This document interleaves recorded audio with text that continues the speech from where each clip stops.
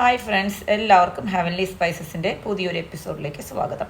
ഇന്ന് ഞാനിവിടെ ഉണ്ടാക്കാൻ പോകുന്നത് വട്ടയപ്പത്തിൻ്റെ റെസിപ്പിയാണ്. വട്ടയപ്പം ഉണ്ടാക്കുന്നതിന് വേണ്ടിയിട്ട് നമ്മൾ ആദ്യം ഞാനിതുപോലത്തെ ഒരു ഗ്ലാസ് പച്ചരി, നമ്മുടെ ഇഡ്ഡലി റൈസ് എന്ന് പറയുന്ന പച്ചരി ഒരു ഗ്ലാസ് ഒരു പാത്രത്തിലിട്ട് നന്നായി കഴുകി 2-3 വട്ടം കഴുകി അത് വെള്ളത്തിൽ കുതിർത്ത് വെക്കണം. ഈ അരി കഴുകി ഇതേ വെള്ളത്തിലിട്ട് വെച്ചിട്ടുണ്ട്. ഇത് ഇപ്പോൾ ഇവിടെ രാത്രി ഞാനത് വെള്ളത്തിലിട്ട് വെച്ച് നാളെ രാവിലെ ഇത് അരയ്ക്കും. അപ്പോൾ അത് അരയ്ക്കുമ്പോൾ നമ്മളതിൽ കുറച്ചും കൂടി ഇൻഗ്രീഡിയൻസ് ചേർക്കണം. നമ്മുടെ റവയൊക്കെ കുറുക്കി ചേർക്കൊക്കെ ചെയ്തിട്ടാണ് അരയ്ക്കുക. അപ്പോൾ അത് ഞാൻ പിന്നെ കാണിക്കാം. ഇത് നമ്മളിന്ന് രാത്രി ഓവർനൈറ്റ് ഇത് വെള്ളത്തിൽ കുതിർത്ത് വയ്ക്കും. ഇനി നമ്മൾ ഇതിലോട്ട് കുറുക്കി ചേർക്കാനായിട്ട് നമ്മൾ അരി അളന്നെടുത്ത സെയിം ഗ്ലാസ്സിൽ ഒരു 1/4 കപ്പ് റവ ഈ സെയിം ഗ്ലാസ്സിൽ അളന്നെടുക്കുക. ഇനി റവ തന്നെ വേണമെന്നില്ല, അതുപോലെ തന്നെ റവയ്ക്ക് പകരം ഒരു 1/4 കപ്പ് ചോറെടുത്താൽ മതി. അല്ലെങ്കിൽ ഈ കുതിർത്ത് വെച്ച അരി തന്നെ കുറച്ച് അരച്ചതിന് ശേഷം ഇതിലിട്ട് കുറുക്കിയെടുത്താലും മതി. ഇതിലിപ്പോൾ ഞാൻ റവയാണ് ചേർക്കുന്നത്. റവ നമ്മളൊരു പാനിലോട്ട് ഇടണം. എന്നിട്ട് കുറച്ച് വെള്ളം ഒഴിച്ചിട്ട് ഒന്ന് കുറുക്കിയെടുക്കാം.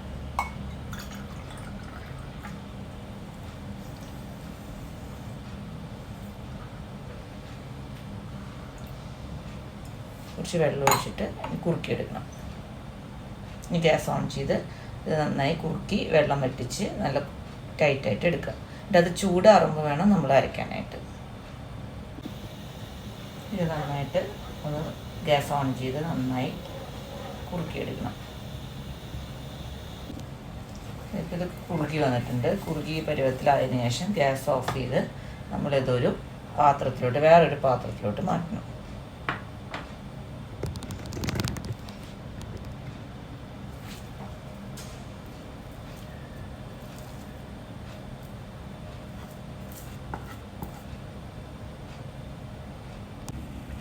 നമ്മൾ 1 സ്പൂൺ ഇൻസ്റ്റൻറ്റ് ഈസ്റ്റ് കുറച്ച് വെള്ളത്തിലോട്ട് ഇടുക. അത് വെള്ളം എന്ന് വെച്ചാൽ ലൂക്ക്വാം വാട്ടർ ആയിരിക്കണം, ഇളം ചൂടുള്ള വെള്ളം. ഒരുപാട് ചൂടായി കഴിഞ്ഞാൽ ഈസ്റ്റ് ഡീആക്ടിവേറ്റ് ആയി പോവും. ഒരുപാട് ചൂടുള്ള വെള്ളത്തിൽ കലക്കരുത്. വളരെ ഇളം ചൂടുള്ള വെള്ളത്തിൽ 1 സ്പൂൺ ഈസ്റ്റും 1 സ്പൂൺ പഞ്ചസാരയും കൂടി മിക്സ് ചെയ്തതിന് ശേഷം നന്നായിട്ട് ഇളക്കി യോജിപ്പിച്ച് വയ്ക്കാം. ഇത് ഇൻസ്റ്റൻറ്റ് ഈസ്റ്റാണ്. ഇതിങ്ങനെ ചെയ്തില്ലെങ്കിലും ഡയറക്റ്റ് നമ്മൾ മാവ് ആട്ടുമ്പോൾ അതിലോട്ട് ഇട്ടാലും മതി. അല്ലെങ്കിൽ ഇങ്ങനെ ചെയ്യുമ്പോഴാണ് കുറച്ചും കൂടി ഞാനിങ്ങനെയാണ് ചെയ്യാറ്. ഇങ്ങനെ ഒന്ന് മിക്സ് ചെയ്ത് വയ്ക്കാം. പിന്നെ നമ്മുടെ ഈ കുറുക്കി വെച്ച റവ ചൂടാറണം. എന്നിട്ട് എല്ലാം തേങ്ങാപ്പാലും കൂടി ചേർത്തിട്ടാണ് അരയ്ക്കേണ്ടത്. ഇനി നമ്മൾ ഇന്നലെ കുതിർത്ത് വെച്ച അരി ഇതുപോലെ ഒരു അരിപ്പയിലൂടെ വാർത്ത് വെള്ളം കളഞ്ഞ് വയ്ക്കാം. നമ്മൾ ഈ വെള്ളത്തിലല്ല ആട്ടുന്നത്, നമ്മൾ തേങ്ങാപ്പാലിലാണ് ആട്ടുന്നത്. അപ്പോൾ തേങ്ങാപ്പാൽ ഒഴിച്ച് പിന്നെ വേണമെങ്കിൽ മാത്രം കുറച്ച് വെള്ളം ചേർത്താൽ മതി. അപ്പോൾ അതിനുവേണ്ടി ഞാനിവിടെ ഉപയോഗിക്കുന്നത് റെഡിമെയ്ഡായിട്ട് വാങ്ങിക്കുന്ന കോക്കനട്ട് മിൽക്കാണ്. നിങ്ങൾക്ക് വീട്ടിലുണ്ടാക്കിയ കോക്കനട്ട് മിൽക്ക് ഉണ്ടെങ്കിൽ അതായാലും കുഴപ്പമില്ല. ഇതിപ്പോൾ ഒരു 200 ml ഇതിലൊരു ഹാഫ് പോർഷനൊക്കെ ചിലപ്പോൾ ഞാൻ ചേർക്കും. അത് അരയാനുള്ള പാകത്തിന് നല്ല കുറുകിയിരിക്കുന്ന കട്ടിപ്പാലാണ്. ഇത് വെച്ചിട്ടാണ് ഞാൻ ഈ മാവ് അരയ്ക്കുന്നത്.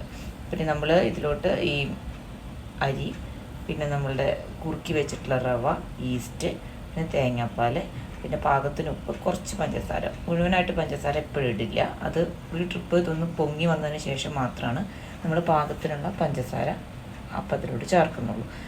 അപ്പോൾ നമുക്കിനിത് ആട്ടാം. ഈ മിക്സിയുടെ ജാറെടുത്തിട്ട് അതിലോട്ട് നമ്മൾ അരി ഇടാം. ഇതിപ്പോൾ കുറച്ച് 1 കപ്പ് അരി ഉള്ളതുകൊണ്ട് ഞാനിതിപ്പോൾ ഒരുമിച്ചാണ് ഇടുന്നത്. അരി ഇടും. എന്നിട്ട് നമ്മളിതിലോട്ട് നമ്മുടെ തേങ്ങാപ്പാൽ ഒഴിക്കാം. ഇതാണ് ഞാൻ ഉപയോഗിക്കുന്ന തേങ്ങാപ്പാൽ. അത് കട്ടിയായിട്ടാണ് ഇരിക്കുന്നത്. അതിലോട്ട് തേങ്ങാപ്പാൽ ഇട്ടിട്ടുണ്ട്. ഇനി നമ്മൾ നമ്മുടെ റവ കുറുക്കി വെച്ചിട്ടുള്ള റവ അതിലോട്ട് ഇടണം.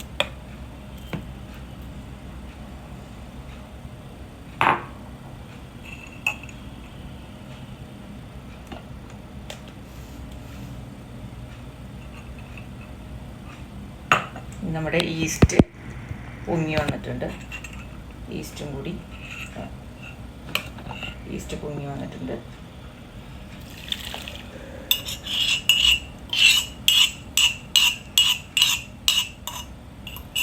അത് ഇതിലോട്ടിടാം.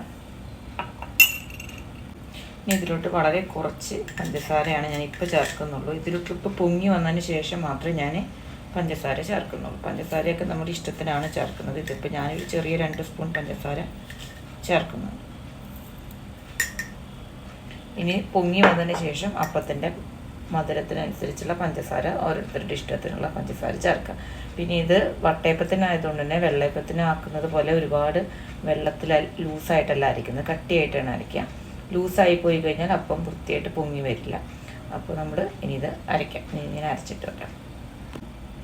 അപ്പോൾ ഞാൻ ഈ മാവതേ അരച്ചെടുത്ത് വന്നിട്ടുണ്ട്. ഇനി ഇതൊരു പാത്രത്തിലോട്ട് പകർത്തി വയ്ക്കാം. എന്നിട്ട് നമ്മൾ കുറച്ച് പാകത്തിന് ഉപ്പ് ഇട്ടിട്ട് അത് അടച്ച് വയ്ക്കാം. കുറച്ച് കഴിയുമ്പോൾ നമ്മുടെ മാവ് പൊങ്ങി വരും. പൊങ്ങി വരുമ്പോൾ നമ്മളൊന്ന് ഇളക്കി വെച്ച് നമ്മൾ പാകത്തിന് മധുരം കൂടി ഇട്ടിട്ട് കുറച്ച് സമയം കൂടി വെച്ചതിന് ശേഷം നമുക്ക് അപ്പം ഉണ്ടാക്കാം. ഇനി ഇതൊരു പാത്രത്തിലോട്ട് നമുക്ക് ഒഴിച്ച് വയ്ക്കാം. ഇനി ഇത് അടച്ച് നമുക്ക് പൊങ്ങാനായിട്ട് വെക്കാം. ഇപ്പോൾ നമ്മുടെ മാവ് പൊങ്ങി വന്നിട്ടുണ്ട്. ഇനി ഇതിൽ ആവശ്യത്തിനുള്ള പഞ്ചസാര ഇട്ട് വയ്ക്കുക. അത് ഓരോരുത്തരുടെ ഇഷ്ടത്തിനനുസരിച്ചാണ് പഞ്ചസാര ഇടേണ്ടത്. നിങ്ങളുടെ ആവശ്യത്തിൻ്റെ പഞ്ചസാര അതിലോട്ട് ഇട്ട് നന്നായിട്ട് ഇത് ഇളക്കി വയ്ക്കാം. ഇനി പൊങ്ങി വന്നതിന് ശേഷം നമ്മളിതിൽ പാകത്തിലുള്ള പഞ്ചസാര ചേർത്ത് നന്നായിട്ട് ഇളക്കി ഒരു 5 മിനിറ്റ് കൂടി വെച്ചതിന് ശേഷം നമ്മളിത് അപ്പച്ചെമ്പിൽ വെച്ച് ആവി കയറ്റി അപ്പം ഉണ്ടാക്കാം. ഇനി നമ്മളിത് കോരി ഒഴിക്കാൻ പോവാണ്. നമ്മളിതൊരു കേക്ക് ടിന്നാണ് എടുത്തിട്ടുള്ളത്. കേക്ക് ടിൻ തന്നെ വേണമെന്ന് നിർബന്ധമില്ല. എന്തെങ്കിലും ഒരു പാത്രത്തിൽ എണ്ണ തടവി, നമ്മൾ ഭക്ഷണം കഴിക്കുന്ന പാത്രമായാലും അതിൽ എണ്ണ തടവിയിട്ട് നമുക്ക് അതിലോട്ട് മാവ് കോരി ഒഴിക്കാം. അതിന് വേണ്ടി ഞാനിപ്പോൾ എടുത്തിട്ടുള്ളത് ഒരു കേക്ക് ടിന്നാണ്. ഞാനിവിടെ അപ്പം ഉണ്ടാക്കാനായിട്ട് ഒരു പാത്രത്തിൽ വെള്ളം തിളപ്പിക്കാൻ വെച്ചിട്ടുണ്ട്. ഒരു സ്റ്റാൻഡ് കൂടി വെച്ചിട്ട് നമ്മളിത് മൂടി വെച്ച് തിളപ്പിക്കാം. വെള്ളം തിളയ്ക്കുമ്പോൾ നമ്മൾ ഒഴിച്ചു വെച്ചിട്ടുള്ള മാവിൻ്റെ പാത്രം അതിലോട്ട് വെച്ച് കൊടുത്ത് ഒരു 20 to 25 മിനിറ്റ്സ്, അത് ഓരോരുത്തരുടെ ഗ്യാസിൻ്റെ ചൂടനുസരിച്ച് വ്യത്യാസം വരും, വെച്ചിട്ട് അപ്പം വേവിച്ചെടുക്കാം.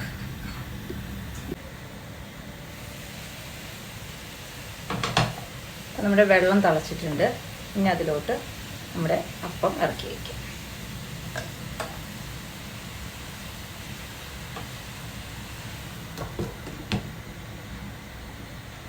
ഇനി ഇത് അടച്ചു വെച്ച് വേവിക്കാം.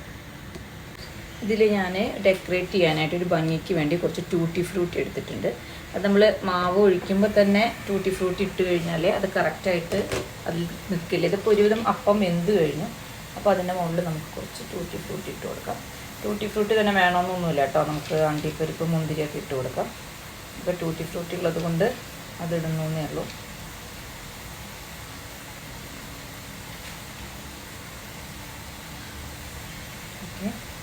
ഇത് വെന്തിട്ടില്ല.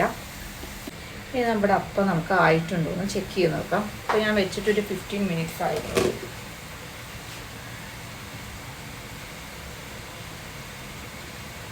നമ്മുടെ അപ്പത്തിനെ ഒന്നും പിടിച്ചിട്ടില്ല, അതുകൊണ്ട് നമ്മുടെ അപ്പം ആയിട്ടുണ്ട്. ഇനി നമുക്കിത് മെല്ലെ പാത്രത്തിൽ നിന്ന് പുറത്തെടുക്കാം.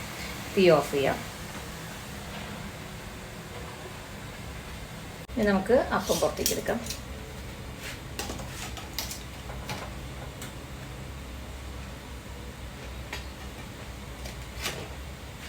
തണുക്കാനായിട്ട് ഒരു പാത്രത്തിൽ വെള്ളം വെച്ച് അതിൻ്റെ മുകളിലോട്ട് നമ്മുടെ അപ്പം ഇറക്കി വെച്ചിട്ടുണ്ട്. ഇത് കുറച്ച് കഴിയുമ്പോൾ ചൂടാറുമ്പോൾ, നന്നായി ചൂടാറിയതിന് ശേഷം മാത്രം ഡിമോൾഡ് പുറത്തേക്ക് എടുക്കാം. പാത്രത്തിൽ നിന്ന് മെല്ലെ സൈഡൊക്കെ വിടിവിച്ചതിന് ശേഷം പുറത്തേക്ക് എടുക്കാം. ഇപ്പോൾ ചൂടാറിയിട്ടില്ല. ഞാൻ അതുപോലെ തന്നെ വേറൊരു പാത്രത്തിൽ ഞാൻ രണ്ടാമത്തെ അപ്പം വേവിക്കാനായിട്ട് വെച്ചിട്ടുണ്ട്. അപ്പോൾ എനിക്ക് ഇത്രയും അരി എടുത്തതിന് 2 അപ്പമാണ് ഉണ്ടാക്കാൻ പറ്റിയിട്ടുള്ളത്. നമുക്ക് നമ്മുടെ അപ്പം ഒന്ന് ഡിമോൾഡ് ചെയ്യാം. അതിന് വേണ്ടി ഈ 4 സൈഡിൽ നിന്ന് നമ്മൾ നന്നായിട്ടൊന്ന് വിടിവിച്ച് കൊടുക്കുക. ഇത് വിട്ട് വരുന്നുണ്ട് ഇപ്പോൾ തന്നെ. എന്നിട്ട് നമ്മളൊരു പാത്രത്തിലോട്ട് കമത്തി നമുക്കപ്പം ഇത് നന്നായിട്ട് വിട്ട് വരുന്നുണ്ട്.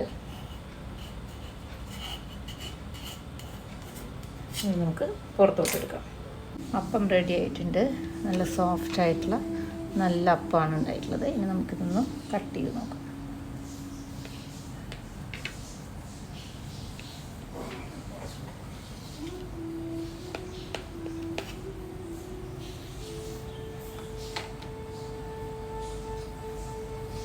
നല്ല ടേസ്റ്റി ആയിട്ടുള്ള നല്ല സോഫ്റ്റ് ആയിട്ടുള്ള അപ്പമാണ് ഉണ്ടാക്കിയിട്ടുള്ളത്. എല്ലാവരും ഇതുപോലെ ഒന്ന് ഉണ്ടാക്കി നോക്കി നിങ്ങളുടെ അഭിപ്രായങ്ങൾ കമൻറ്റിൽ അറിയിക്കാം. ഇത് വേറൊരു അപ്പം കൂടി ഞാൻ ഉണ്ടാക്കിയിട്ടുണ്ട്. ഇതുപോലത്തെ 2 അപ്പമാണ് എനിക്ക് കിട്ടിയിട്ടുള്ളത്. അതിതുപോലെ ഡിമോൾഡ് ചെയ്തെടുക്കും. നല്ല സോഫ്റ്റായിട്ട് വന്നിട്ടുണ്ട്, നന്നായി വെന്തിട്ടുണ്ട്. വേവ് ഓരോരുത്തരുടെ ഗ്യാസിൻ്റെ ചൂടനുസരിച്ച് വ്യത്യാസം വരും. എനിക്കിവിടെ ഒരു 15 മിനിറ്റ്സിലായിട്ടുണ്ട്. ചിലപ്പോൾ 20 or 25 മിനിറ്റ്സ് എടുക്കും. അത് അപ്പത്തിൻ്റെ വേവ് ഓരോരുത്തരുടെ ഗ്യാസിൻ്റെ ചൂടനുസരിച്ച് വ്യത്യാസപ്പെട്ടിരിക്കും. എനിക്കിവിടെ 15 മിനിറ്റ്സിൽ അപ്പം റെഡി ആയിട്ടുണ്ട്. ചിലപ്പോൾ 20 or 25 മിനിറ്റ്സ് ആവും. ഇടയ്ക്ക് ഒരു ടൂത്ത് പിക്കോ ഇരിക്കിളോ വെച്ചിട്ട് ജസ്റ്റ് ഒന്ന് കുത്തി നോക്കുമ്പോൾ അത് ക്ലിയർ ആയിട്ട് വരുന്നുണ്ടെങ്കിൽ അപ്പം വെന്തിട്ടുണ്ടാവും.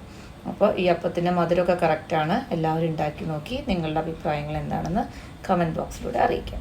അപ്പോൾ എല്ലാവരും ലൈക്ക് ചെയ്യുക, സബ്സ്ക്രൈബ് ചെയ്യുക, കമൻറ്റ് ചെയ്യുക, ഷെയർ ചെയ്യുക. Thank you so much.